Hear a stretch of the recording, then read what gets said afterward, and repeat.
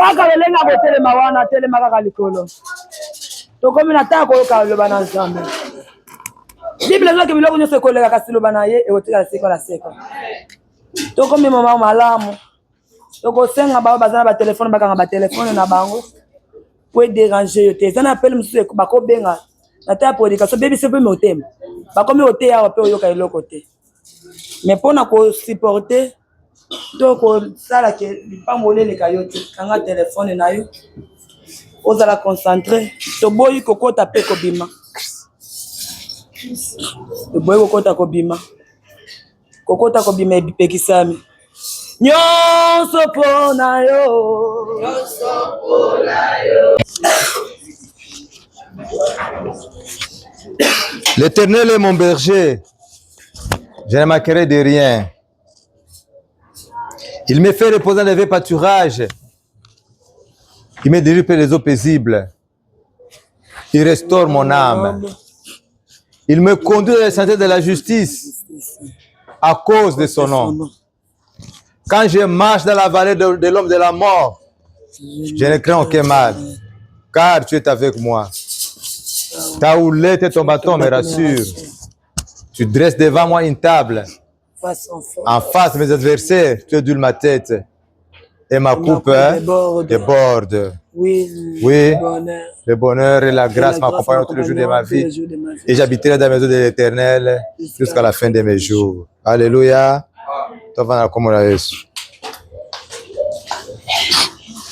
L'Éternel est mon berger. Parce que quand l'Éternel est ton berger, la restauration est acquise. Alléluia.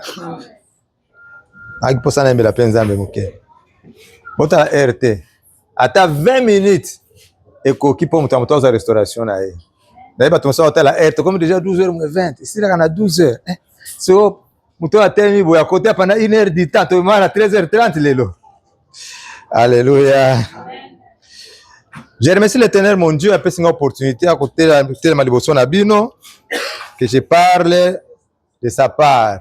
Après ce premier message de l'église, après cette opportunité oyo de me tenir devant vous, c'est vraiment une bénédiction pour moi. Alléluia. Kolo Yesu yo mobikisi batelanga pembeni na yo namona lola kina suka ya bomoi nanga nyonso. Kolo Yesu yo mobikisi batelanga pembeni na yo namona lola kina suka ya bomoi nanga nyonso. Simba molimo nanga yo ebatelama empai na yo solo satana za koluka nzambe yo batelanga kololongola kobanga kati na mokili oyo ata na kufeli ndeko ngai na belema na yo. Alléluia. Nzembo epesinga mama parce que na kwenisi angole na bana otea na prison ya bana wema nzembo frère oh makambo alobi ekamusinga même période ezali na prison quand ezali na prison même pavillon 5B CNDA B likolo C eza na C donc yo ezali likolo na pavillon 5B et puis gouverneur ba vitesse. Alléluia. L'air bato ozokufa na prison bato bakanisa ezaki blague. Ezaki blague te. L'État alobi bato bakufa 150. Il y a plus de 2000 morts. Pavillon bakufa bato bakufa ebele za par 5 pavillon 5 za parmi bato bakufa ki ebele. Parce que l'air bafungoli porte wana efungome ka muke. Siko bato azobima na gate wana bazofinana. Boza likolo. Garde-fou et CD bato bakoyi bakuti bato na se bato ya bapota balai na se bato soki 100 siko bawo bato likolo bakoyi libango bato abeno matana na pavillon na il y a eu près de 800 morts na pavillon 5 les razolo baki abika ki paré bato bazaki na bomo nzambe akuma Costa Mutamba lobi prison ezana capacité batonga qui a une capacité à 1500 détenus. Mais la prison comme plus de 16 000 bato bavanda ndeni bazolala na bakouloir wana bato ya bapota muta babimisa esprit combien na bisusu nombre te ofele nde frère azotémoigne ki apimaki mpe na groupe wana bavitese mpe akimaka nde masasa ebetamaka bavitese gouverneur mpe akimaka alleluya wana eza makambo mosusu tokotala makambo na biso. Il y avait un riche, un roi, David. David babotole bokonzi na ye akimi na zamba. Mais David avait toujours la foi que l'Éternel va me restaurer. À cause de c'est sous place à Kinga. Alléluia. Souvenez-vous que terme na biso ezali nini? La restauration. Total psaume combien? Total psaume 150 ans. Ah, on a tant psaume moko. 150. 123. C'est parmi les psaumes les plus lus. Nani a eu psaume on a par cœur. Celui on par cœur le kilo ça plus $50. Celui on par cœur. Namati $100. Donc tu as vu psaume on a zate. Hein? Le bas on tient à soukati. Namati déjà tina $100.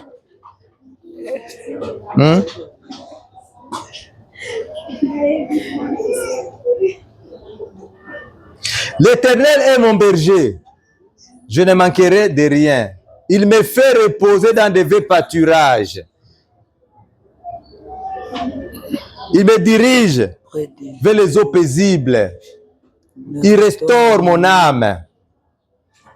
Il me conduit dans les sentiers de la justice à cause de son nom. Quand je marche dans la vallée de l'homme de la mort, je ne crains aucun mal, car tu es avec moi.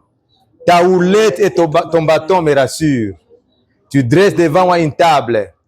En face de mes adversaires, tu édules ma tête et ma coupe déborde.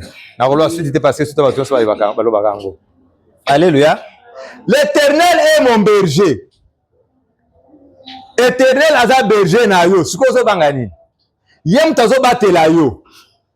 Yem taza sécurité na yo. Mais tu as peur de quoi? David savait que l'Éternel était son berger. Amitié na forme ya meme. L'Éternel est mon berger. Berger azo kenga ya bibole na ye. Mais lion yukoya eza na combat. Bon yukoya il y a un combat. Mais lorsque l'Éternel te protège, hein, tu as l'assurance. Mais tu as peur de quoi? Parce qu'il t'a dit que je vais te restaurer. Ozo bangani. L'Éternel est mon berger, je ne manquerai de rien. Nakozanga eloko te.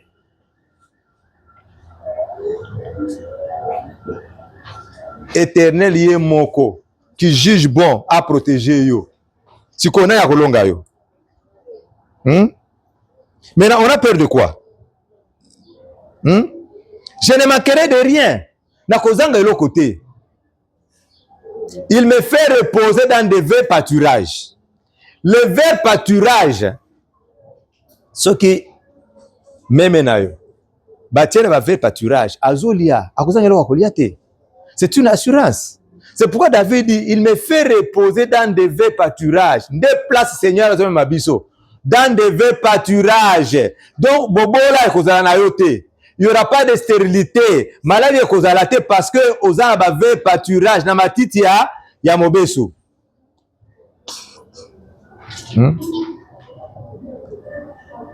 Il me fait reposer aux autres manaya na matiti ya mobesu. Ya okaukate parce que vous en a santé te. Hein?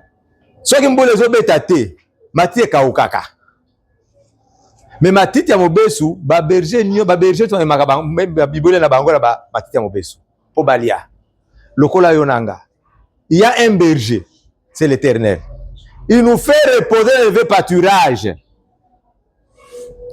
il dit encore, il me dirige vers les eaux paisibles. Donc na mai yokozanga te parce que soko za na mai tu ya tu mai soko ebeti bibwele nyonso ekomela mai. Mai matiti yokozanga mai te. Matiti ekokauka pete. Les eaux paisibles parce que ça na ba mai mususu et magala liwa. Lokola mai ya déluge. Ba mususu bakufaki. Mais les eaux paisibles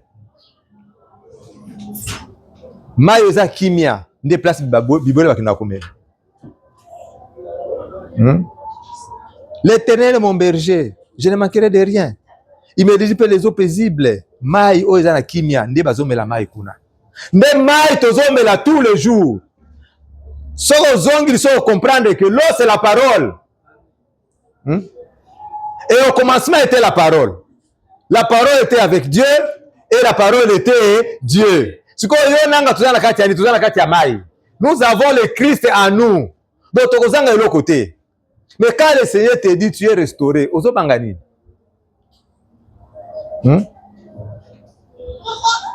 Tu es dans les eaux paisibles. Ozo melamai, ozo na dans pâturage.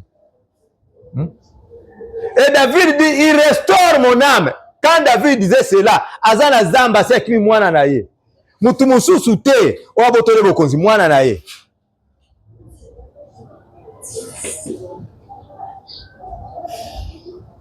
Mwana na yabotole na armée. Il est resté avec quelques soldats seulement. Mais il dit, il restaure mon âme. Donc lui pensait déjà que Nzamba a restauré. Ce n'était pas la fin. Pourquoi il commence par la restauration de l'âme? Parce que dans l'homme, c'est l'esprit. Yo d'abord, tu dois te dire en toi que le Seigneur m'a restauré. Avant au Simba, il faut croire d'abord. C'est pourquoi le serviteur écrit à son fils, je souhaite que tu prospères à tous égards. Qu'on prospère l'état de ton âme. Cela veut dire que prospérité, restauration, il faut dans ton âme d'abord. Parce que Dieu a dit, non, tu es déjà restauré. Mais si on dit, mais comment la restauration on atteint? Donc, rêve n'a pas se réaliser. Alléluia. David dit, même dans la vallée de l'homme de la mort, je n'ai craint aucun mal, car tu es avec moi. Zala na assurance yo mon Christ. Même si difficulté y est, l'Éternel est avec toi. Quelles que soient les difficultés, pas certains indéniés, tu dis quoi? L'Éternel est avec moi. Motoza déjà roi. Akimi, Azana Zamba, mais il n'a pas perdu espoir. Abim ça il peut foi na été. Il dit même dans la vallée de l'ombre de la mort, je ne crains aucun mal, car tu es avec moi.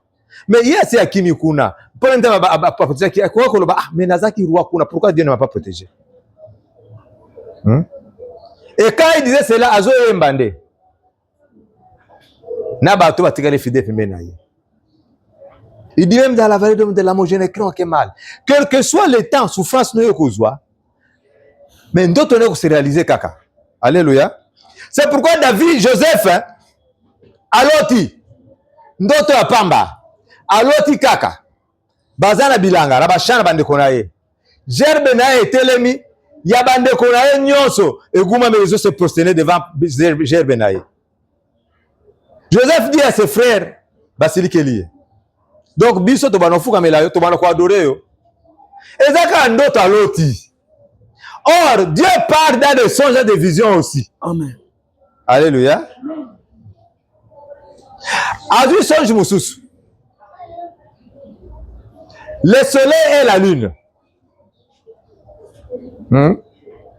Naba étoile. Ezoguma melaye.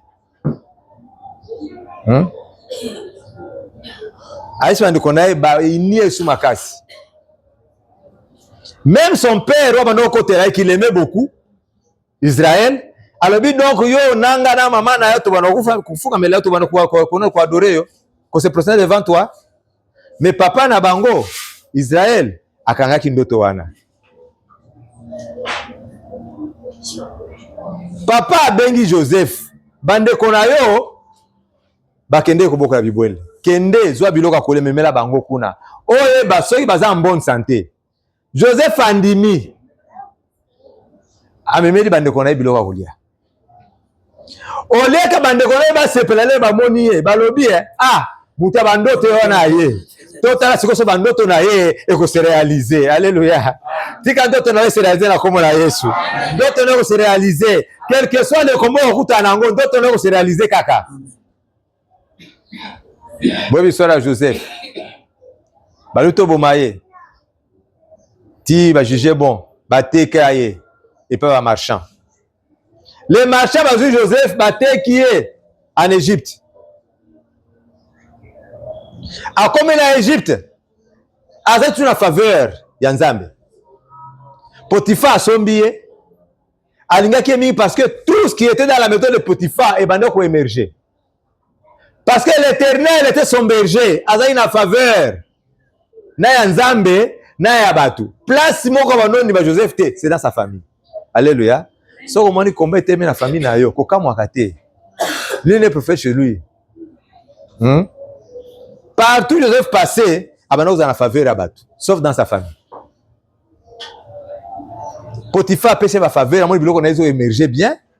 Mais moi, ça Potiphar, il dit non, il faut que David, Joseph plutôt. Parce qu'il était beau de visage. Mais lui était fidèle à son Dieu, à Boï. Jusqu'à ce qu'à arrivé chemise naïe, à Zuyango, à Tikel Nango, Joseph s'est retrouvé où? En prison. Joseph s'est retrouvé en prison. Le gars, la frère n'a pas su arrêter par contre qui innocemment en prison. Bah, innocemment, ça a rebellé en prison, hein? Il a fait longtemps en prison. Mais bandoto na ye wana kaka ezongeli lisusu. Deux travailleurs du roi bakoti pe na prison. Bakomo baloti ndoto na bango. Ya liboso na ya mibale. Deux travailleurs du roi, de Pharaon.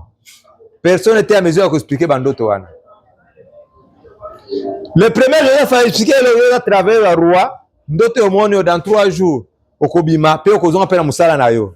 Mais kanisanga. Lero ozala kuna na musala na yo kanisanga. Le second omoni que non, il a bien expliqué le songe, albi tenga pe na senga pe. Joseph a expliqué le songe, Joseph a expliqué omoni inde ba korba ozolia na korbe na yo wana. 3 jours pe bakozo pe bakoboma yo. Et ça l'implique à bongo. Et Joseph est resté en prison pendant près de 2 ans. Moto Joseph a dit que kanisanga leo koma pembeni ya roi abosani ye. Batu ya mokili bakobosa na yo. Mais Nzambe abosa na kamutu na yete. Bandoto lota kiwale ko réaliser na komo la Yesu. C'est pourquoi so zota bandoto ya mabe, il faut canceller kango lobi avant olala au prier lobi te Nzambe yo moko pesa nga bandoto na ngai. Sata iba bandoto na ngai te. Hein?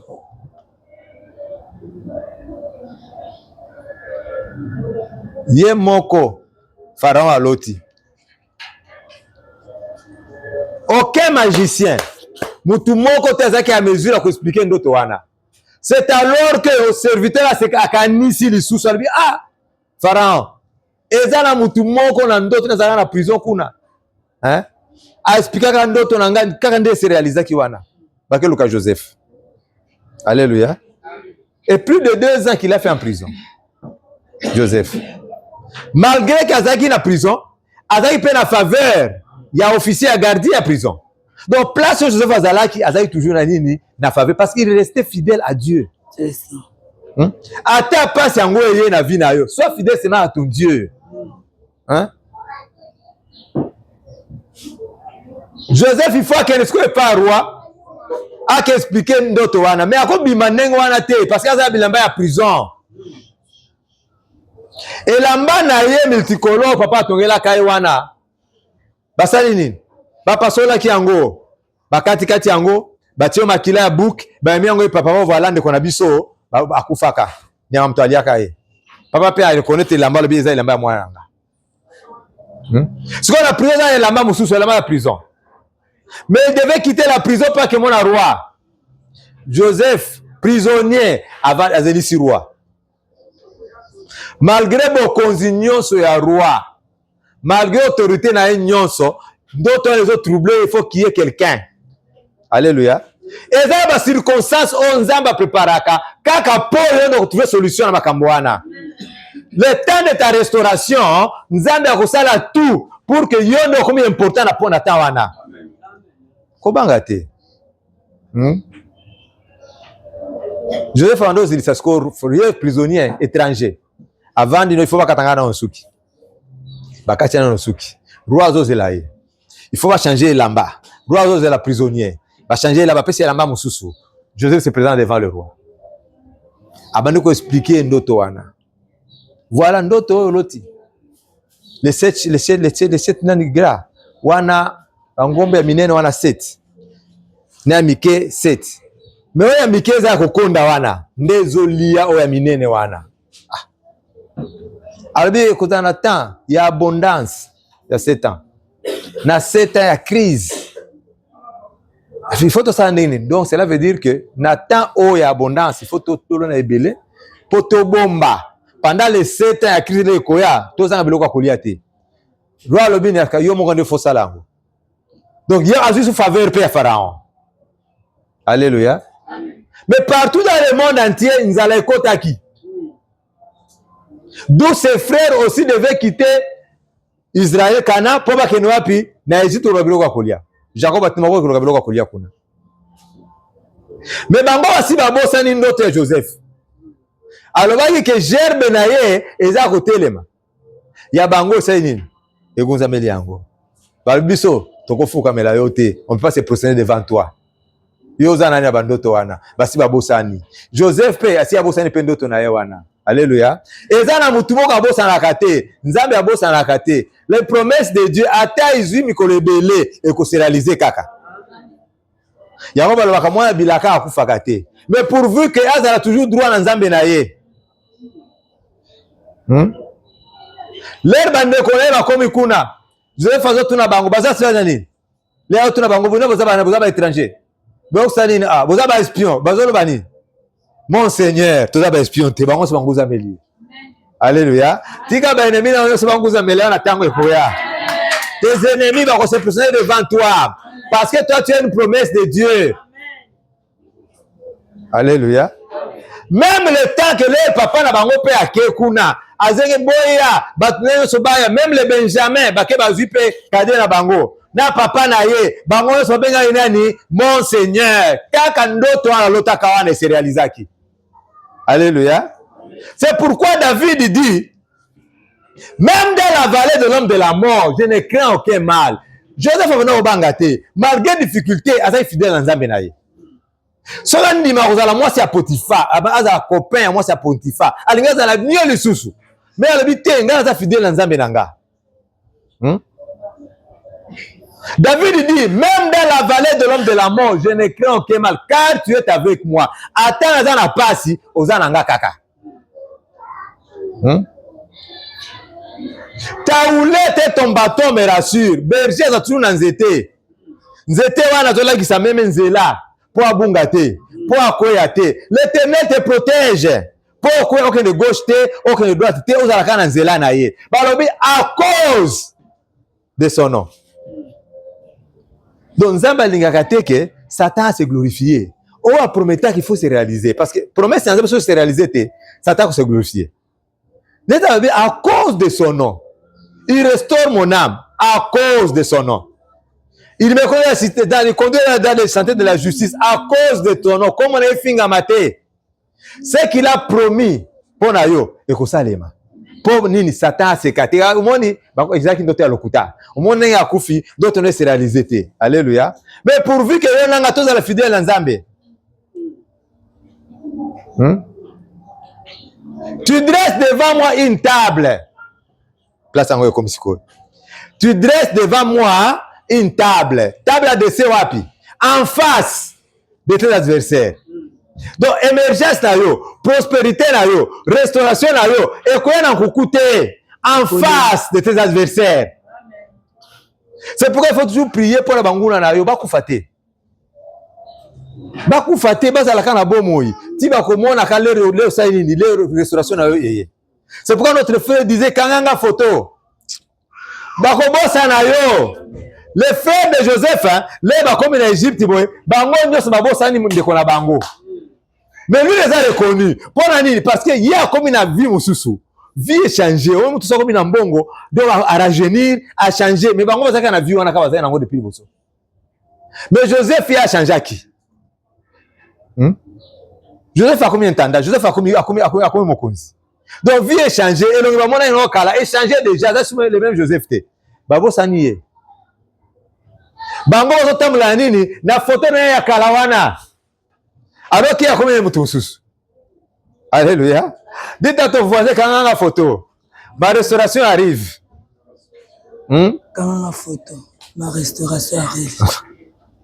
Il dit en face de mes adversaires, tu es dur ma tête et ma coupe déborde. Il n'a pas dit que non, Seigneur, tu es dur ma tête, ma coupe déborde. Il dit en face de mes adversaires. Tu dresses une table en face de mes adversaires. Quand David disait cela, est-ce qu'il y avait une table? Hein? Quand David disait cela, est-ce que table les araki? Est-ce qu'il y avait une table? C'est la foi. Hein? Mais David avait la foi. Il dit au Seigneur, tu dresses une table en face de mes adversaires. Tu es dur ma tête. Tu es dur ma tête. Et ma coupe déborde. Ta restauration est débordée dans comme la Yesu. Que ta restauration déborde au nom de Jésus-Christ. Restauration, c'était un acquis. Quel que soit, quelqu'un qui est belé. Joseph faisait une prison. Joseph faisait une prison. Avant, lui-même, ça ne savait même plus. Je ne pensais même pas mais la promesse de Dieu était sur lui. La promesse de Dieu était sur lui. Tina bandekonaye, tina papa na yesu akeguna, bakomu benga ni bon Seigneur. L'air a remarqué bandekonaye tali bango, a reconnaître bango. Pour ça kolela yeliye akimi mbango. Ake musi ake pangusa no ya miso asoko elonginaye azongi songo so na bango lisusu. Mais bango babosani ye. Babosani ye. Donc partout Joseph azalaki, il avait la faveur de l'Éternel. Hein? Mais sauf dans sa famille. Même Jésus lui-même a dit, personne, nul n'est prophète dans sa propre patrie. Nul n'est prophète chez lui. Même Bandegas Bandimaka paye souté. Il en est de même yo. Attends le nom nous prophétiser. Attends, on va en famille na yote. Bako bana ondimate. Bango se référer na ne ozalaka mutaliboso. C'est pourquoi ngai les nazaki baptisé. Nazaki baptisé par papa nanga. Paulo Joshua. Il a côté singa na mai. Abimi singa. Alobi Oule mtumishi Elia. Depuis ce jour-là, de babenga anga sikoyo mtumishi Elia. To benga pasteur, namona ngweza munene trop. C'est pourquoi préfecture benga mtumishi Elia. Mtumishi Elia ça veut dire serviteur Eli. Parce que Dieu dit, tu porteras un nouveau nom. Tu seras porté de nouveau nom. C'est que batule ba mona kinga na comportement ya kalawana azo expliquer bango makambo bando limate. Sauf conduite nanga nde tindaki bango bandimaki moto bango que ça va ça subongote. Azala mutu mususu. Mon ami de tous les temps, tu vas venir tous les jours, il me dit il y a solo tu vas changer ka. Il y a solo tu vas changer ka. Donc comment tu as sika? Quand tu reçois le Seigneur Jésus-Christ, Seigneur et Sauveur, comment tu as sika? Au côté que la fidèle paix en zambete, ce qu'on change comportement à yote. Au cause de la restauration à yote, ce qu'on a fidèle paix en zambete. Langage va toujours sonner bandimela nzambe, no basambe la kate va toujours tout ça bana bilaka. Moi bilaka kufaka te. Et la kana il faut ça le matin. Et belé va kufa batika yango. Si Joseph ti bandoto na se réaliser qui parce qu'il était fidèle à son Dieu. David, Dieu l'a appelé l'homme, c'est l'homme en cœur. Parce que David lui azaki na tango nyonso ya ko adorer nzambe na ye. Alléluia. Donc, si tu es fidèle à ton Dieu, la restauration est là, possible. C'est pourquoi le Seigneur Jésus-Christ a dit, notre Père qui est aux cieux, notre Père qui est aux cieux. Sur le but déjà, notre Père qui est aux cieux. Donc, tu te mets à la place d'un enfant. Osez reconnaître que tu as un Père qui est aux cieux. Que ton nom soit sanctifié. Que ton règne vienne. Donc, tu l'adores. Tu te mets en dessous du Créateur. Mais quand tu adores Dieu, Dieu te protège. Notre Père qui est aux cieux. Alors, bon multiplier la parole, na binote que le pharisien, le païen, bakanisaka, so multiplier la parole, so la mango neza ba exaucer prière au té. Avant au senga, nzambe déjà un problème na yo. Alors, reconnaître kaka munene na notre Père qui est aux cieux. Que ton nom soit sanctifié.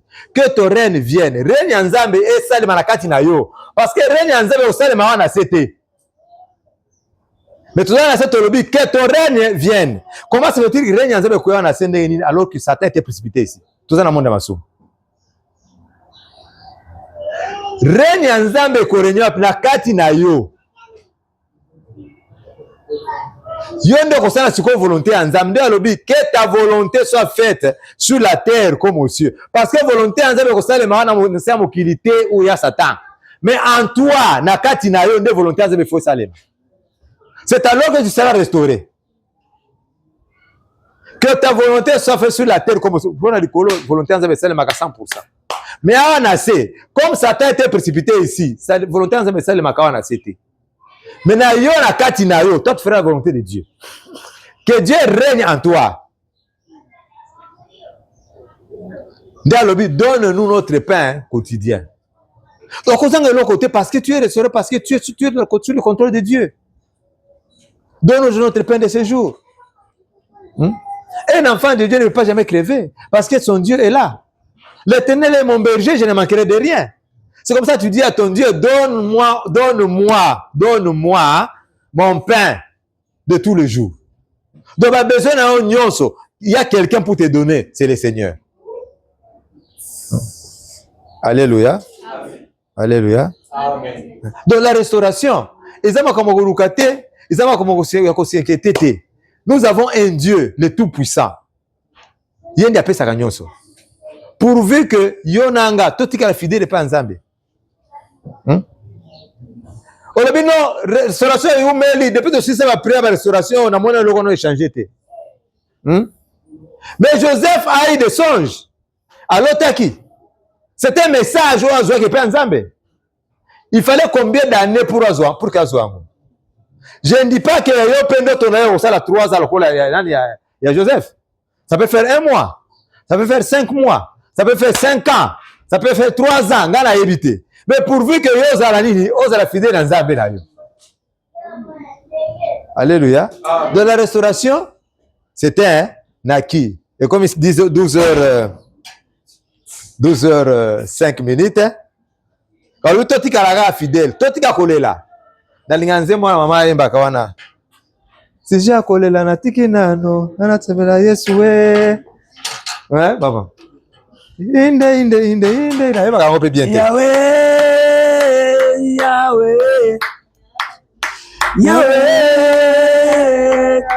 nous venons. Au nom de ma famille, Jésus me facile. Sauve natiki nyoso na ya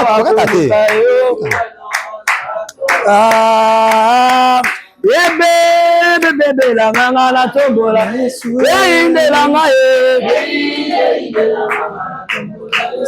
bebe la ngaye inde la ngaye si jakolela natiki nano si jabasone natiki nano Zambe nanga tombama Zambe na luka bazo singa papa ye mananu tombama na yo tombama na yo si jakolela natiki nano Est-ce que vous connaissez la suite? Si j'en connais la natikinano. Et c'est là au nom de Joseph. Tant qu'on connaît le banda koyela ye. Azo akenano apangusima misiza kola sala. Il faut atikana. Atombola nzambo akoguma misabatu wana nyonso na makolo na ye. Est-ce que amen. Bato bazaki na semaine ba yoka ki benza enseignement ezaki mala.